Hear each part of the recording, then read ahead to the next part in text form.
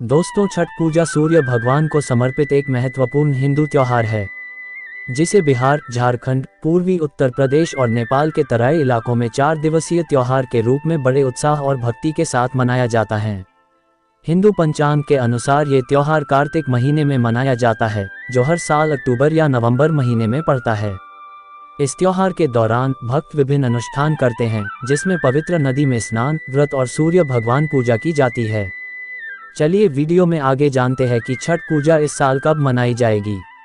उसके पहले आप सभी से आग्रह है, यदि आप चैनल पर नए हैं तो चैनल को सब्सक्राइब करके घंटी के बटन को ऑल पर अवश्य सेट कर लें, ताकि चैनल पर आने वाली आगामी वीडियो का नोटिफिकेशन आपको सुगमता से मिलती रहे। प्यारे दर्शकों, लोग छठ के 4 दिवसीय त्योहार को बड़ी ही धूमधाम से मनाते हैं, जिसे महापर्व छठ के नाम से भी जाना जाता है, जो इस साल 17 नवंबर से शुरू होकर 20 नवंबर को समाप्त होगी। छठ का पहला दिन चतुर्थी तिथि, जिसे नहाई खाए के नाम से जाना जाता है। इसके बाद दूसरे दिन खरना, जो पंचमी तिथि को पड़ता है। तीसरे दिन डूबते सूर्य को अर्घ्य देना और चौथे दिन उगते सूर्य को अर्घ्य दिया जाता है। हिंदू धर्म में छठ पूजा सबसे महत्वपूर्ण त्योहारों में से एक है, जिसे बिहार, झारखंड, उत्तर प्रदेश और नेपाल के कुछ हिस्सों में बड़े ही धूमधाम से मनाया जाता है। ये त्योहार भगवान सूर्य देवता को समर्पित है और कार्तिक महीने में 4 दिनों तक मनाया जाता है। छठ पूजा मुख्य रूप से सूर्य भगवान के प्रति कृतज्ञता का उत्सव है, जिन्हें पृथ्वी पर सभी जीवन का स्रोत माना जाता है।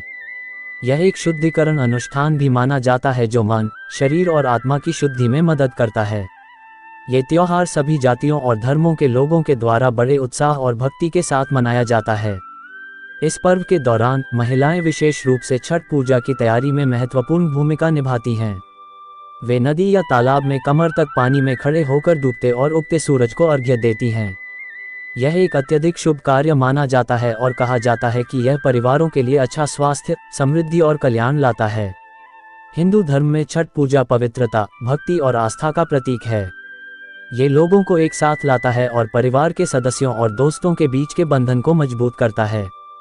छठ के दिन सूर्य देव की पूजा करना बेहद ही शुभ माना जाता है, क्योंकि उन्हें पृथ्वी पर सभी जीवन का स्रोत माना जाता है। ये त्योहार कार्तिक महीने के दौरान मनाया जाता है, जो मानसून के अंत और सर्दियों के मौसम की शुरुआत का प्रतीक भी है। हिंदू धर्म में सूर्य देव को सबसे महत्वपूर्ण देवताओं में से एक माना जाता है और उनकी जीवनदायी ऊर्जा और शक्ति के लिए पूजा की जाती है। उन्हें पृथ्वी पर प्रकाश, गर्मी और ऊर्जा का स्रोत माना जाता है और उनकी पूजा से अच्छा स्वास्थ्य, समृद्धि और खुशी मिलती है। इसके अलावा छठ पूजा की रस्में सूर्य भगवान के प्रति कृतज्ञता दिखाने और परिवार की भलाई के लिए उनका आशीर्वाद लेने के लिए की जाती हैं। 4 दिवसीय व्रत उत्सव में पवित्र नदियों स्नान करना, सूर्योदय और सूर्यास्त के दौरान सूर्य देव को प्रार्थना की जाती है। दूध और फूलों के साथ मिश्रित जल को भगवान सूर्य को अर्पित करना बेहद शुभ माना जाता है। हिंदू धर्म में छठ पूजा व्रत भक्तों द्वारा 4 दिनों तक किया जाता है। इस दौरान वे किसी भी ठोस या तरल भोजन का सेवन करने से परहेज करते हैं। ऐसा माना जाता है कि व्रत के कई भौतिक और आध्यात्मिक लाभ होते हैं, जो निम्न प्रकार हैं। शरीर की शुद्धि। छठ पूजा का व्रत विषाक्त पदार्थों और अशुद्धियों को शरीर से साफ करने में मदद करता है। व्रत रखने से जातक के पाचन में सुधार होता है। मानसिक शुद्धि। छठ पूजा का व्रत सिर्फ शारीरिक ही नहीं बल्कि मानसिक और आध्यात्मिक के लिए लाभदायक होता है। यह व्रत मन को शुद्ध करने, नकारात्मक विचारों और भावनाओं को कम करने में मदद करता है। इच्छा शक्ति। छठ पूजा के दौरान 4 दिनों के उपवास के लिए इच्छा शक्ति और आत्मा अनुशासन की आवश्यकता होती है। व्रत रखने से भक्त अपनी इच्छा शक्ति को मजबूत करते हैं, जो उनके जीवन के अन्य पहलुओं में भी फायदेमंद हो सकता है। भक्ति। छठ पूजा के दौरान व्रत करना सूर्य देव के प्रति भक्ति और समर्पण का प्रतीक माना जाता है। व्रत रखने से भक्त देवता के साथ जुड़ाव महसूस करते हैं और एक आध्यात्मिक जागरूकता का अनुभव करते हैं।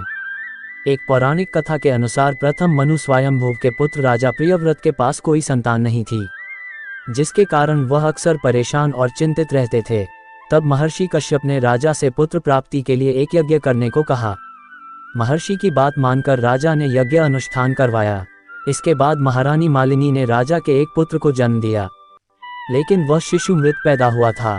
इसके बाद राजा काफी दुखी हो गए। तभी अचानक आकाश से एक विमान उतर कर आया, जिसमें माता षष्ठी बैठी थीं।